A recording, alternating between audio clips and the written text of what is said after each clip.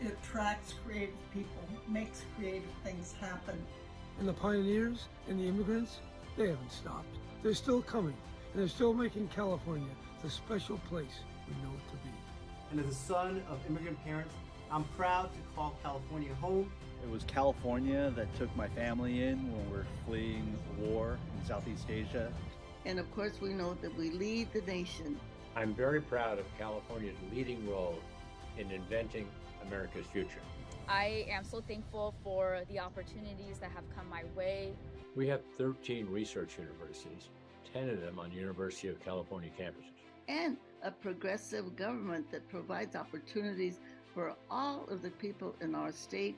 No matter where they live, color of their skin, language they speak, or who they love. Bold leadership. California has expanded Medi-Cal coverage to all Californians who qualify, regardless of immigration status. I love California. I've been here all my life. We love California because California loves us. California represents the best of this country, and I love it. But there's something special about Californians that make us innovators. Setting the bar high for the rest of the world. California, your achievements continue to lead and pull our country forward. I love you, California. Everything about you. You understand? Yeah, California. Palm trees, beaches, sunny skies, beautiful weather. And the governor. Yeah, you know what's happening. Si se puede. Yes, we can make a great future for everyone, starting in California. Because in California, you belong.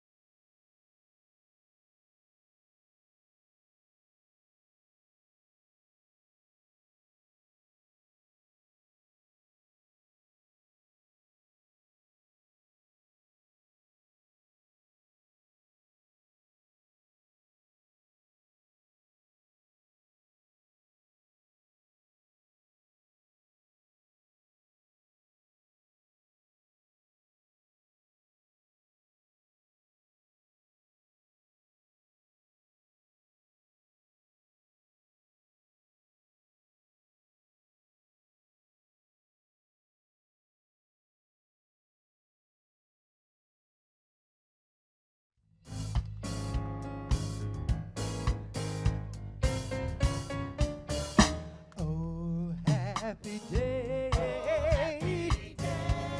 oh happy day, when Jesus washed, oh when he washed,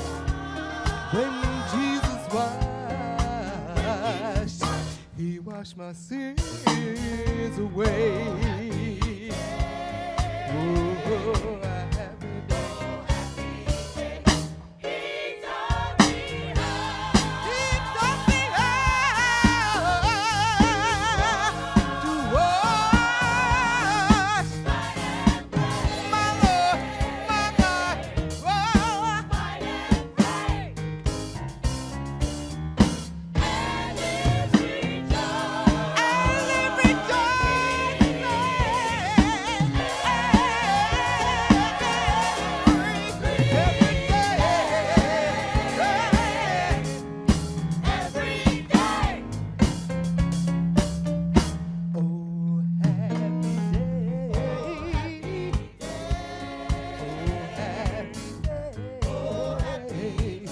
Please welcome Governor Gavin Newsom, first partner Jennifer Siebel Newsom, and California's first family.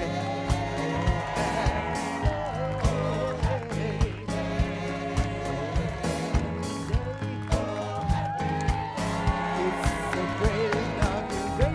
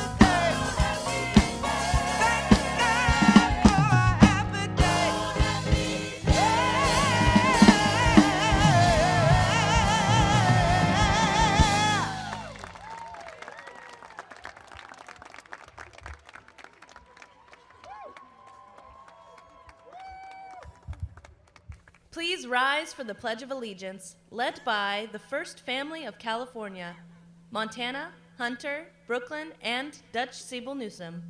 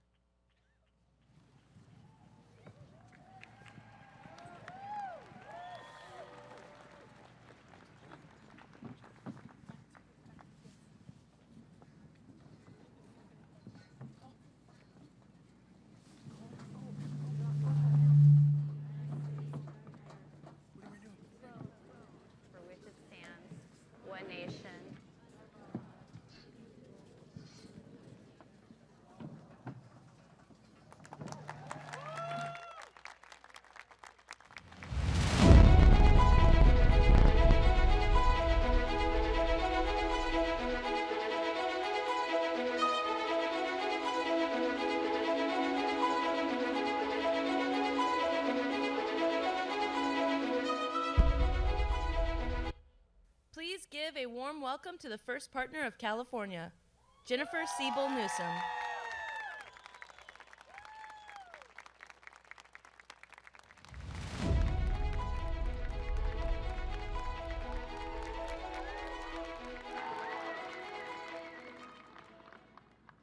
Gavin and I are extraordinarily grateful and humbled by the opportunity given by all of you to continue to serve this great state, a state we are so proud to call home. Time and time again, we've seen California's values unite us. As the most populous and culturally diverse state in the nation, we've seen our shared belief in the power of empathy, care, and inclusivity bring us together as one California family.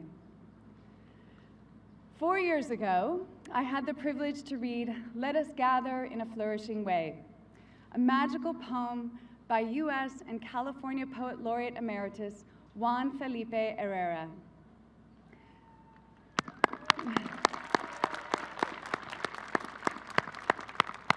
Today, it is only fitting that I read Together We Go, California, a poem that was written specifically for this occasion by Juan Felipe and California's current Poet Laureate, Lee Herrick.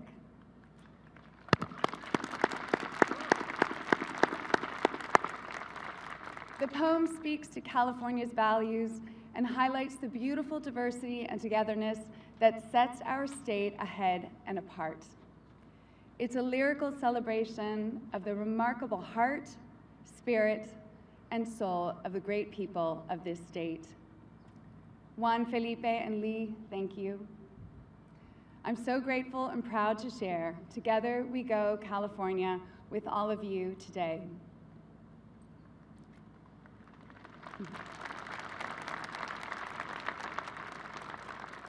Juntos vamos, California. Juntos vamos siempre.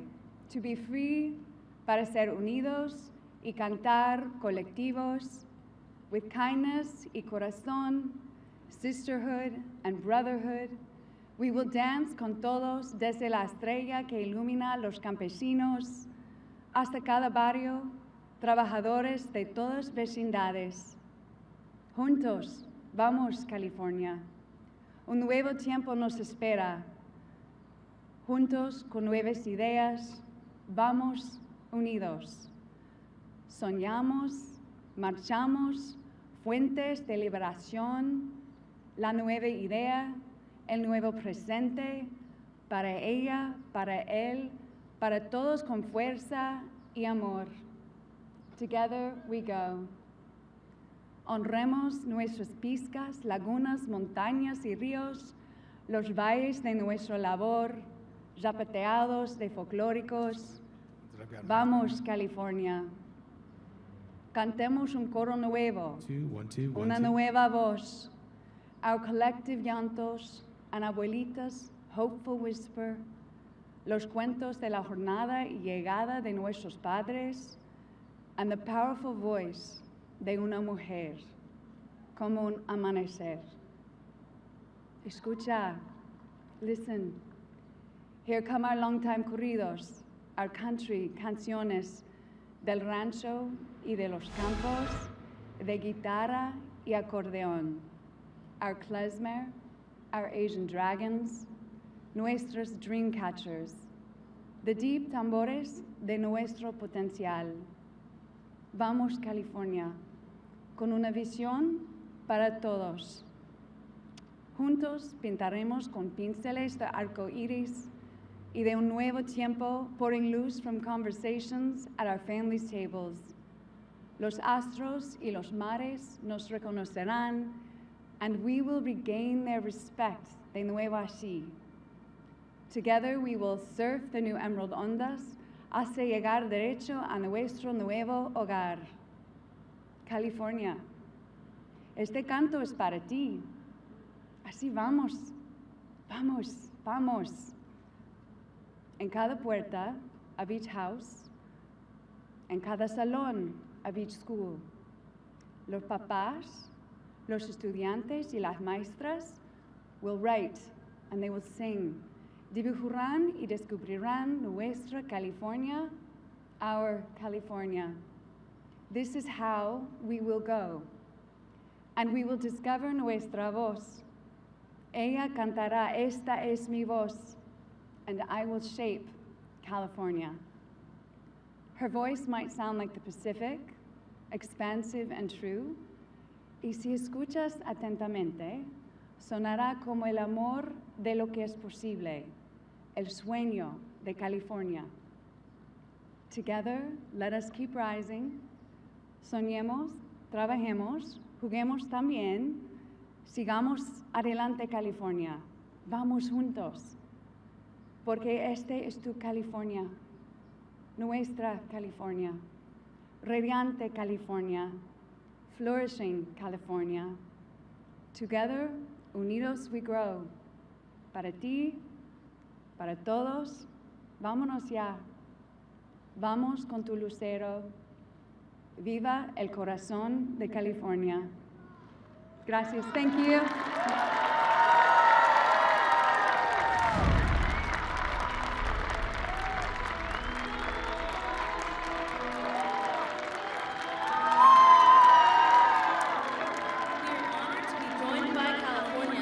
Supreme Court Chief Justice Patricia Guerrero, who will be administering the oath of office.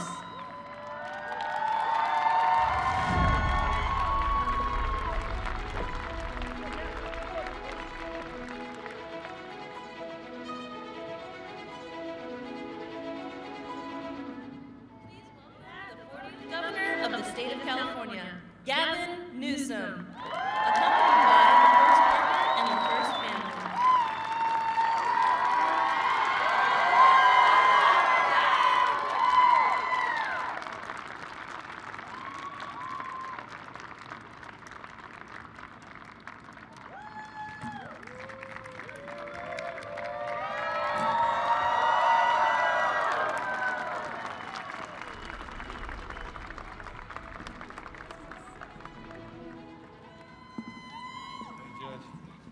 Hi.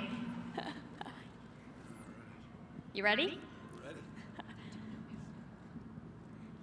Please raise your right hand and repeat after me.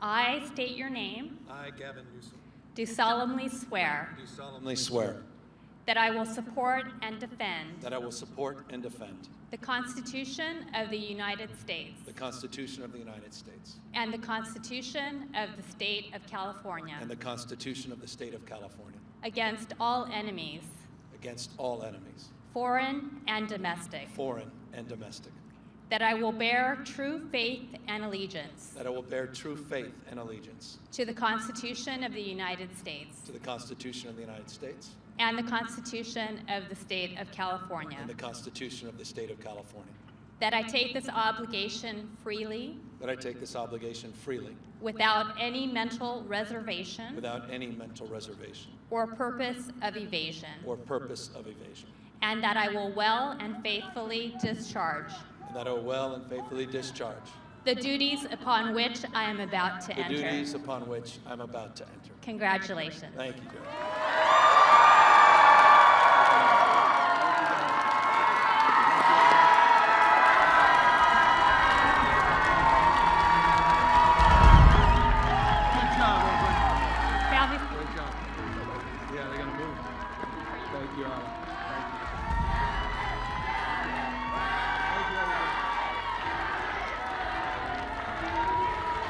Thank you, everybody.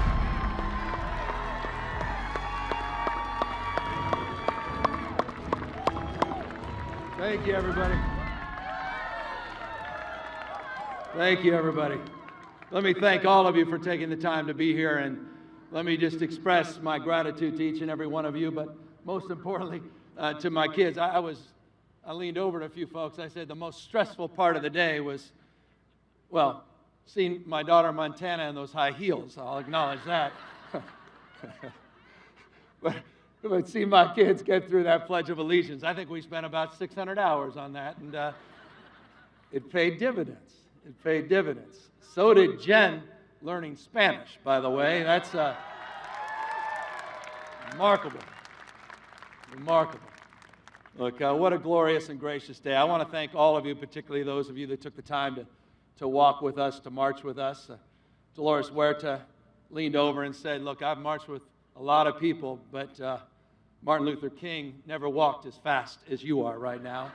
Like, I don't know if that was a brag or I don't know what it was exactly, but it was a hell of a thing to hear that from Dolores Huerta as you're walking across a bridge. And I'm honored again, all of you taking the time to be here. And I think the emphasis really is on time. I've been thinking a lot about time.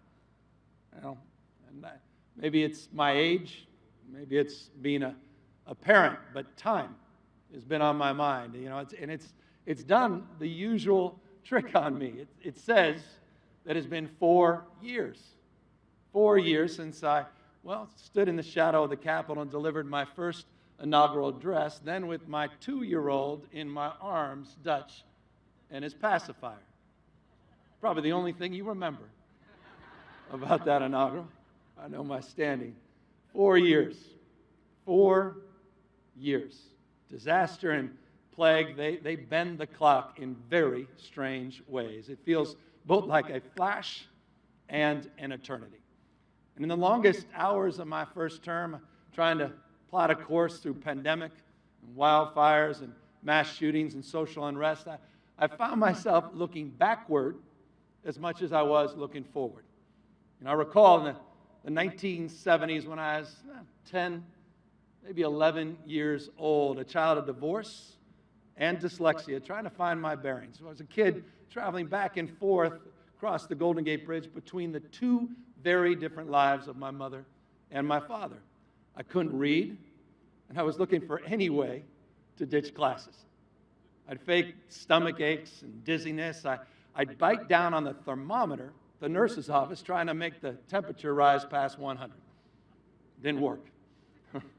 My mom, busy juggling 3 jobs, she had no patience whatsoever for a truant. My father, the judge, guilty because he had left us, was an easier touch. I remember one time during the middle of school around lunchtime when he picked me up in his Volkswagen Bug. Beautiful car. And took me to Chinatown in San Francisco. On the face of it, it was a mission for food, but what I didn't understand back then, it was also his mission to give me a slice of San Francisco, our place, and the story of California. We crossed one of the many demarcations in the city, and suddenly we entered in a completely different realm through the gate of the intersection of Bush and Grant. And my eyes and my nose took it all in. Pagoda-style storefronts, red lanterns hanging from above, giant statues of Buddha in the windows, roasted duck, fresh-baked cookies. My father wasn't content, though, just showing me the unfamiliar. He wanted me to see past the facade to the people themselves, the humble entrepreneurs, the immigrant parents building better lives for their kids, to the journey that had brought them to enrich our city and our state.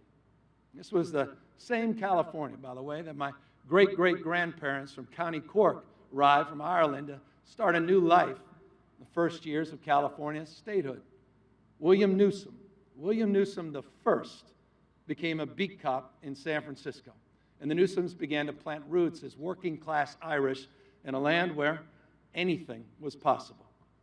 The journey from policeman to politician took about 150 years. My wife, Jennifer, the first partner, is the second in her family to be born in the Golden State. My children, Montana, Hunter, Brooklyn, and Dutch, now 5th generation Californians. All of you here today, all of you. No two California origin stories are the same, but we share aspirations, we share ambitions. And these ties bind us, sometimes unknowingly, to our state's past and to each other. I remember hot summer days with my dad riding a raft down the stretches, the most wild stretches of the American River. Those cold waters were the same ones that James Marshall found gold nuggets that would sell the California dream to the world and alter the course of American history.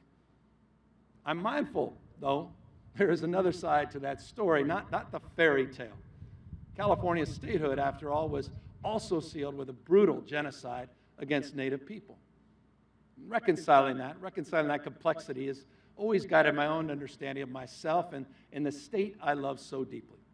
The shameful past, shameful chapters of our history, they don't lessen my love for my home state. They make it more complicated, no doubt, deeper, richer, but they also serve as a reminder that we can always become better. The California that beckoned my forebears 170 years ago, we had a population back then of less than 93,000 people. Today, nearly more, 40 or so million strong, each and every one of us with our own California story. I hear the echoes of my own family story and those that are still coming to California to pursue their dreams, drawn by the myth and magic of this place. I hear the echoes in the stories of the migrants that cross our southern border seeking something better, and people who come from every continent on earth to flee political persecution, or from other states to, well, educate themselves in our world-class universities, to start businesses that support their families or change the world. Whether your family came here for work or safety, California offered freedom to access it. Not contingent on you looking a certain way, talking a certain way, thinking a certain way. And that's what makes this place so special. It's in our genes. We're a state of dreamers and doers, no doubt, bound by our live and let live embrace of personal freedom. But like I said, we've made mistakes. Lord knows we've made our share. Let's not forget that Chinatown that I visited a boy as a remnant of the bigotry of the agitator at the time, Dennis Kearney, and the Chinese Exclusion Act of the late 1880s. Tens of thousands of Japanese Americans were interned right here in World War II. The post-World War era, as California's suburb grew, you saw the racist practice of exclusionary zoning took hold, denying Black, Asian, American, and Latino residents the right to live on the good side of town and build wealth. That planted, in many ways, by the way, the seeds of the housing and homeless crisis that we face today. Even California, even our state, indulged in homophobic hate at the ballot box with the Briggs Initiative, the 1970s version of Don't Say Gay. How original. And of course, the 1990s brought a wave of anti-immigrant xenophobia, nativism manifesting in Prop 187. These are dark moments in California's journey. But in the end, we confronted our errors with humility and conviction, paving the way for rights and freedom to prevail. Every day, California commits itself to the process of getting it right for the next generation. You know, my nearly 3 decades now, 30 years in politics, I've had the opportunity to see this process firsthand, learning as we go and etching these learnings on the consciousness of a country that perhaps hasn't caught up yet. You know, when we started issuing same-sex marriage licenses in San Francisco in 2004, it felt like history.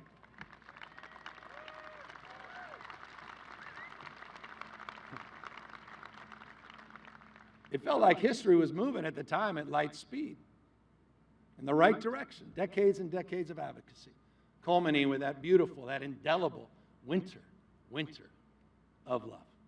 But that victory to expand rights, to expand freedom to marry, was snatched away by a backlash that resulted in Proposition 8. Eventually, after many setbacks and many steps forward, just a few weeks ago, President Biden signed legislation enshrining that freedom to marry.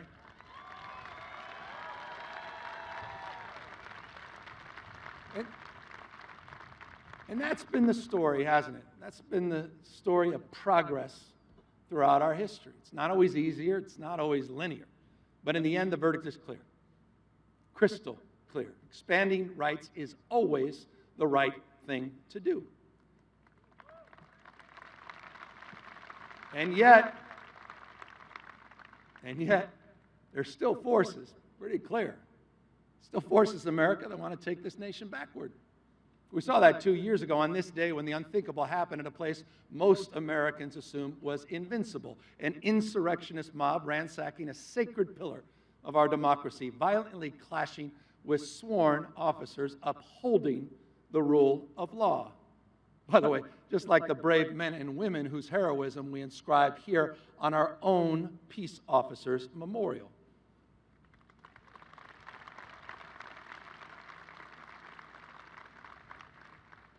And I think it's safe to say, since that terrible day, we've wrestled with fundamentally what those events say about us as a country.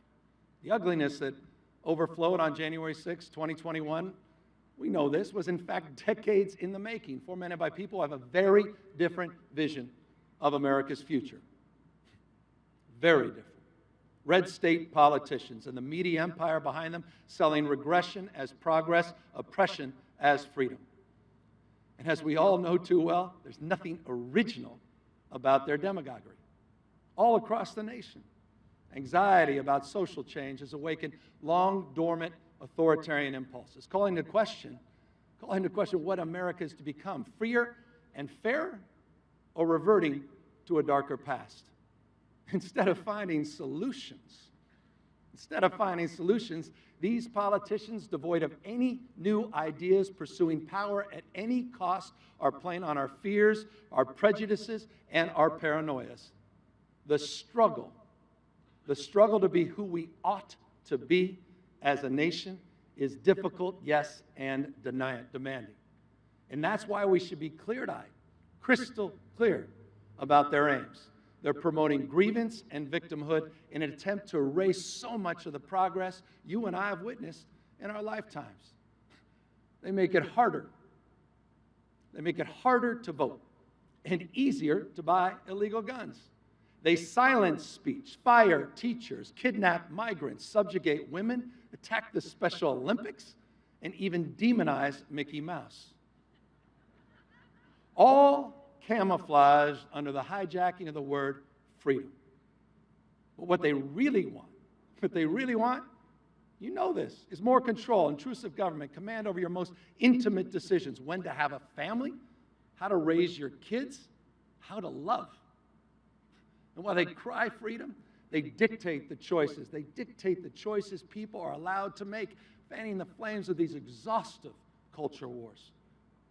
Banning abortion, banning books, banning free speech in the classroom and in the boardroom. They sell fear. They sell fear and panic when it comes to crime and immigration, but they sell calm and indifference when the threat is greenhouse gases destroying our planet or big oil raking in record windfall profits at your expense.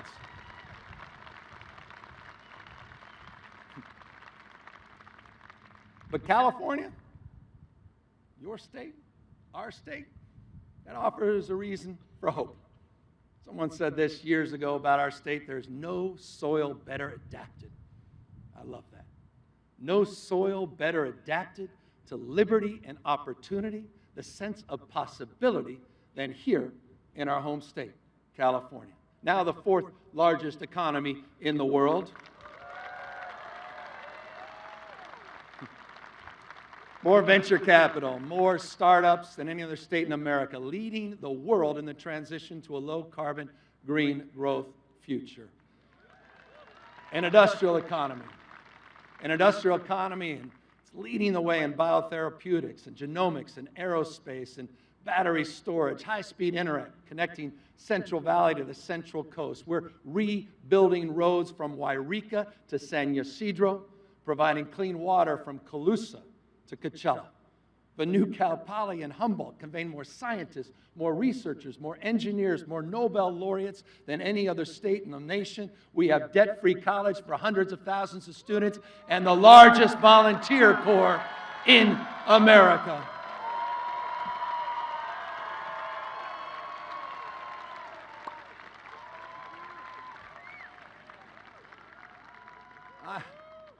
I am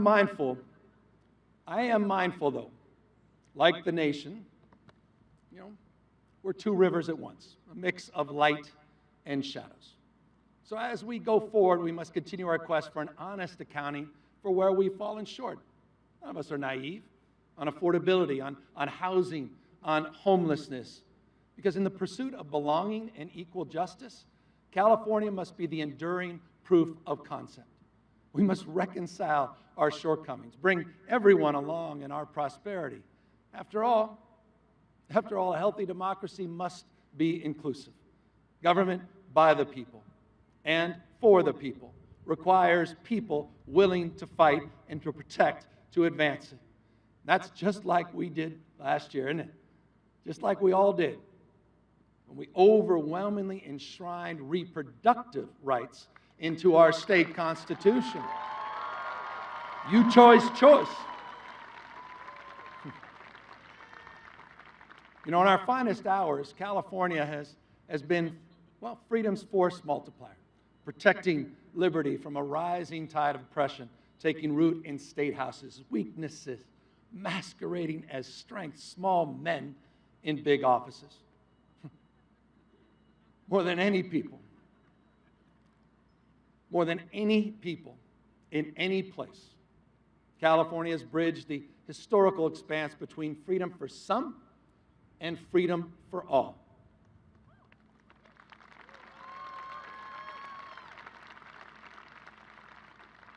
At our best, we open our arms, not clench our fists. We turn our gaze upward, not inward. Freedom is our essence, our brand name, an abiding idea that right here, anyone from anywhere can accomplish anything.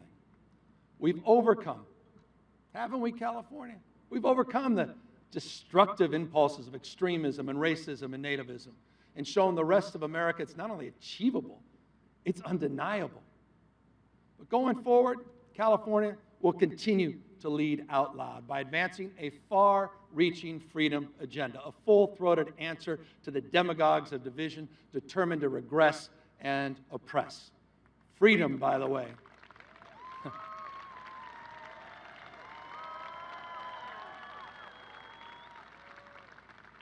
Freedom for teachers. Freedom for teachers to teach, free of litmus tests about their political party or the person they love. Freedom to access health care for all Californians, regardless of your immigration status. Freedom from Big Pharma's grips, competing head-on by manufacturing our own life-saving drugs. And we shouldn't even have to say this. Freedom to vote without intimidation with results decided by the people, not politicians.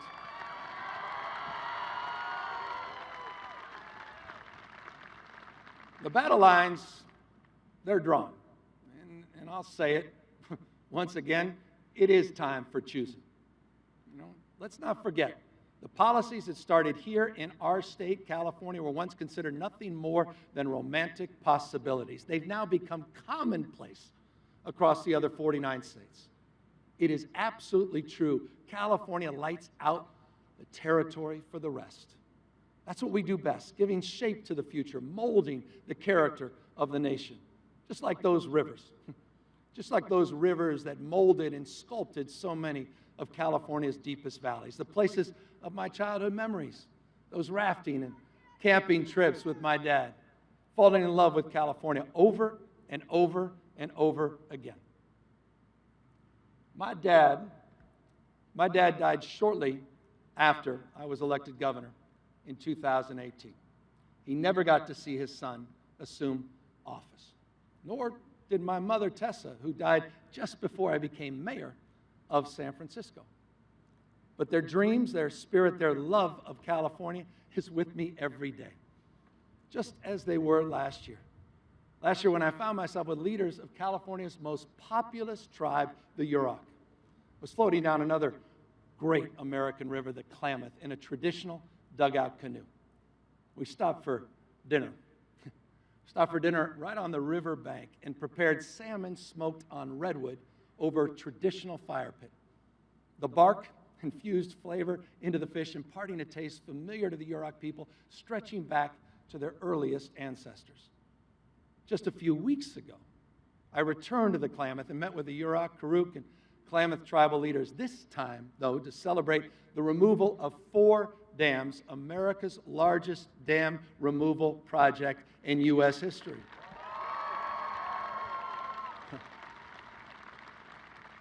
Setting the river free once more, restoring natural salmon runs, and in so doing, righting an historical wrong.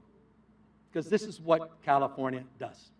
And it's what I've dedicated my life to, standing up for ideals, striking out against injustice. After all, history reminds us that each of us will be judged, and perhaps more importantly and powerfully, each of us will judge ourselves to the extent we contribute, as Bobby Kennedy said, to the life of our cities, our state, our nation, and the world we're trying to build. And that brings me back to time. Time is undefeated. It's relentless. And so our fleeting moment, we must fight against our worst impulses and find our better angels. Because at the end of the day, our lives are just too short. Our wisdom is too limited to win fleeting victories at other people's expense. We must all triumph together. Thank you all very much, California. Thank you for the privilege of 4 more years. Thank you, everybody. Thank you, everybody.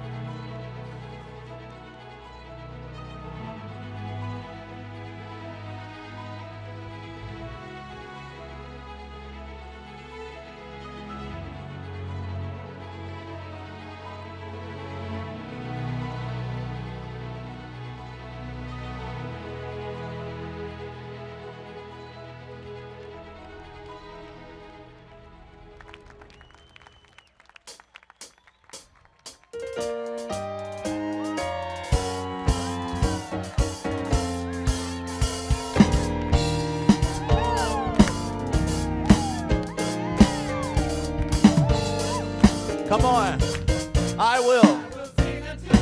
A new song, hallelujah. Sing parade, I will. And I'll praise him all day long, hallelujah. Sing parade, I will lift the Savior up for all men, hallelujah. Oh, for there's no other place I'd rather be. Hallelujah. Sing praise.